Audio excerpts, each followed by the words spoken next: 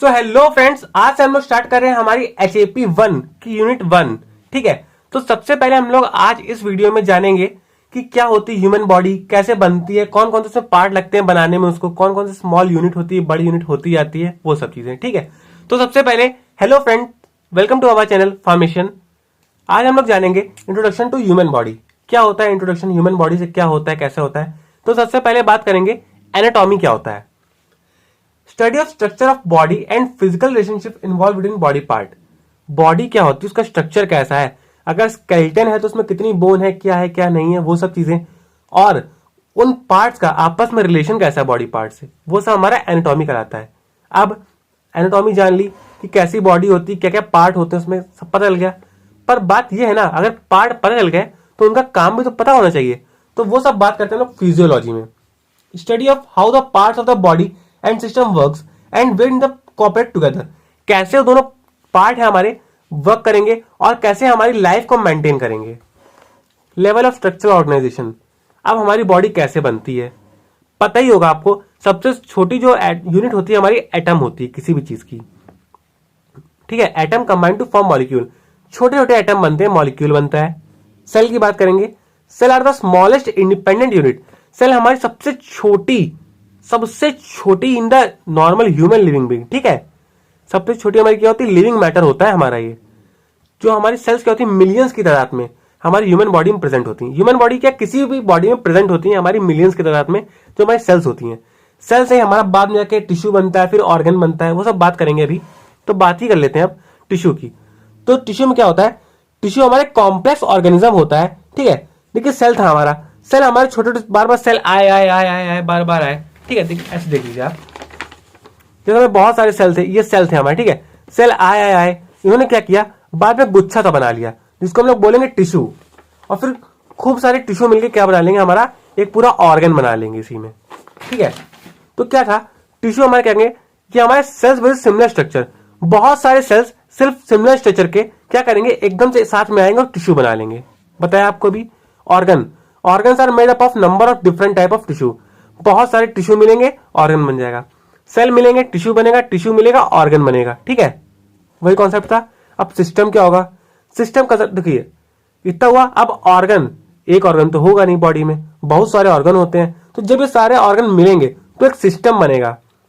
बहुत सारे सिस्टम होते हैं, रेस्पिरेटरी सिस्टम, डाइजेस्टिव सिस्टम, ये सब सिस्टम होते हैं। तो वो सब सिस्टम में आएगा। ठीक है, बहुत सारे नंबर ऑफ ऑर्गन और टिश्यू जब मिलेंगे, कॉन्ट्रीब्यूट टुगेदर, और जो बॉडी के सर्वाइवल है, नीड्स है, उसको पूरा करेंगे, उसको हम लोग बोलेंगे सिस्टम। अब स्कोप ऑफ एनाटॉमी। अब एनाटॉमी पढ़ रहे हैं, उसको समझ रहे हैं, तो क्या मतलब, उसका कुछ तो उपयोग होगा ना। उसका स्कोप क्या है, क्यों ही पढ़ रहे हैं उसको हम। तो जो उसका स्कोप है, बहुत सारे हैं, बहुत वास्ट है, बहुत बड़ी बड़ी फील्ड्स में है। कुछ हम लोग समझेंगे क्या होते हैं हमारे। Study of human anatomy provide essential base for understanding physiology. जब तक हमें एनाटॉमी नहीं पता होगी, पार्ट क्या है वो नहीं पता होंगे, तो कैसे काम करते हैं वो कैसे बताएंगे। ठीक है, it is a helpful study human evolution development. इंसान कैसे आया, पहले बंदर था, फिर आदि मानव बना, फिर मानव बना, ये सब हमें एनाटॉमी से तो पता चला। कैसे पार्ट थे, कैसे हो गए, इसी से तो पता आया ना सब हमें। It help as a foundation of advance science studies. जो साइंस स्टडीज होती हैं उनके लिए फाउंडेशन का काम करेगी हमारी। ठीक है, कोई नींव बनेगी। एनाटॉमी में कोई नींव तो है, सबसे छोटी यूनिट है एनाटॉमी, बॉडी की स्टडी तो है। जब तक स्टडी नहीं करेंगे तो आगे का मटेरियल कैसे बनाएंगे हम लोग। To understand pathology of disease, various pathological condition. Various pathological condition, कौन सी बीमारी आ रही है, फीवर हो रहा है, बुखार हो रहा है, हमारा कौन सा माइक्रो ऑर्गेनिज्म अंदर आ रहा है, वो सब इसी में जानेंगे हम लोग। It help to determine the technique surgery. जो सर्जरीज होती है उनके लिए काम आता है। To know the parameters of normal health condition. Normal health कैसी इंसान की कैसी होनी चाहिए, इसी में जानते हैं। It help in overall effective maintenance of individual and community health. जो कम्युनिटी है नॉर्मल इंसानों की, वो कैसे होनी चाहिए, उसमें क्या क्या होना चाहिए, वो सब के लिए। ठीक है, ओवरऑल कैसा होना चाहिए। जो है मास थेरेपी होती है, और जितनी भी हेल्थ रिलेटेड फील्ड है जिनमें ट्रेनिंग होती है, कुछ भी होता है, उनमें एनाटॉमी का अलग ही महत्व है। क्योंकि क्यों होता है, जब तक बॉडी के पार्ट पता होंगे ना हमें, तभी तो आगे कुछ कर पाएंगे ना परफॉर्म। इसीलिए एनाटॉमी बहुत जरूरी होती है हमारी। अब हमारे कुछ ऐसे टर्म्स जो हमारे एनाटॉमी में यूज होते हैं, जैसे हमारा सिमेट्रिक। सिमेट्रिक क्या होता है, जो हमारे राइट और लेफ्ट दोनों साइड हो। ठीक है, जैसे हमारे लंग्स हो गए, दोनों साइड है, दो कान है, ईयर भी दो है, आई भी दो है, किडनी भी दो ही है, जो लेफ्ट और राइट दोनों साइड हो। अब एसिमेट्रिक, सिमेट्रिक मतलब दोनों साइड एसिमेट्रिक जो एक ही हो। हार्ट है, समझते हैं आप लोग में बहुत सारे लोग के पास आधा ही होगा, पर वो एक ही तरफ है, ठीक है। हार्ट भी एक है, लीवर भी एक ही है। On the basis of human body, इसके हिसाब से बेसिस ऑफ अरेंजमेंट होता है, एक बेसिक ह्यूमन बॉडी होती है, ठीक है। मतलब कि कैसे अरेंज है और क्या उसमें ह्यूमन बॉडी में है वो सब है, ठीक है। बात करेंगे मीडियन लाइन की, तो मीडियन लाइन हमारी जैसे एक हमारे लेफ्ट पार्ट है, एक राइट पार्ट है, ठीक है, ये लेफ्ट ये राइट। अब इसके बीच में जो लाइन गई होगी हमारी, वो हमारी कहलाएगी मीडियन लाइन। दो हाफ में जो बांटे राइट और लेफ्ट को, उसको मीडियन लाइन बोलेंगे। और मीडियल बोलेंगे उसको जो एक लाइन के बिल्कुल अगल और बगल वाला पार्ट होगा, उसको हम लोग बोलेंगे मीडियल। लेटरल, एक बॉडी को जो बीच से काट दे, ठीक है, जैसे हमारी बॉडी है इसको इसने बीच से काट दिया, तो उसको हम लोग बोलेंगे lateral. Superior, near to head, जो बिल्कुल सर के बिल्कुल पास हो, उसको हम बोलेंगे सुपीरियर। और एक हमारा आएगा इंफीरियर, जो हमारा दूर हो। सिंपल सी डिफिनेशन है, कोई टफ तो है नहीं इसमें। अब on the basis of movement of joint, जो हमारे जॉइंट्स होते हैं, ठीक है, वो कैसे होते हैं। बात करेंगे फ्लेक्शन की, तो थोड़ी तबीयत नहीं सही है आजकल, तो इसलिए थोड़ा आवाज में डिफर हो जा रहा है बार बार।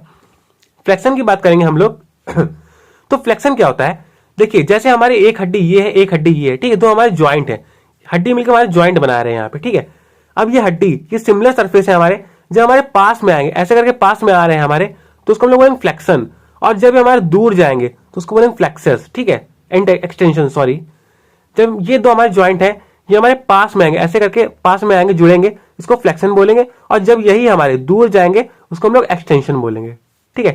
फ्लेक्शन वही बोल रहा है, a movement where similar surface come near to each other, जैसे मूवमेंट ऑफ एल्बो। और एक्सटेंशन जब हमारे दूर जाएंगे, ठीक है। एडक्शन क्या होता है, a movement which bring the lymph toward the mid line, जो हमारी लिम्फ्स होती हैं, हमारी वेसल्स होती हैं, उनको मिड लाइन पे ले आए। एब्डिक्शन बोलेंगे, ये हमारे क्या होता है, एडक्शन का बिल्कुल उल्टा होता है, वो पास आ रही है दूर बढ़ आएगी, ठीक है। रोटेशन, ये हमारी बॉडी 360 घूमे, बॉडी का कोई पार्ट 360 घूम जाएगा, बॉडी घूमती पार्ट क्या ही घूमेगा। अब मिडिल रोटेशन, और रोटेशन इन्वॉल्व लेटरल डायरेक्शन, वो रोटेशन जो सीधे सीधे हो, बॉडी झुक रही सीधे से झुक रही, ऐसे बॉडी है ऐसी हो गई तो हमारी सीधे से झुक रही ना वो तो। अब मीडियल रोटेशन क्या होगी, इन्वॉल्व रेडियल रोटेशन, ठीक है, वही बात है। Circumduction, a movement involving flexion, abduction, extension, adduction in particular sequence, ठीक है। ये जो सारी हमारी ऊपर तक का जो प्रोसेस हम लोगों ने पढ़ी है, जब वो सारी सीक्वेंस में होगा उसको हम लोग बोलेंगे सर्कमटेशन, बिल्कुल अच्छे से हो रही है, ठीक है। तो फ्रेंड, ये था हमारा आज का बेसिक नॉलेज। अगले से हम लोग क्या करेंगे, सेल ऑर्गेनेल्स क्या होती हैं, कैसे होती हैं, वो सब करेंगे। नोट्स पूरे तैयार है, जल्दी जल्दी हम लोग क्या करेंगे, आगे का वीडियो अपलोड करने का ट्राई करेंगे।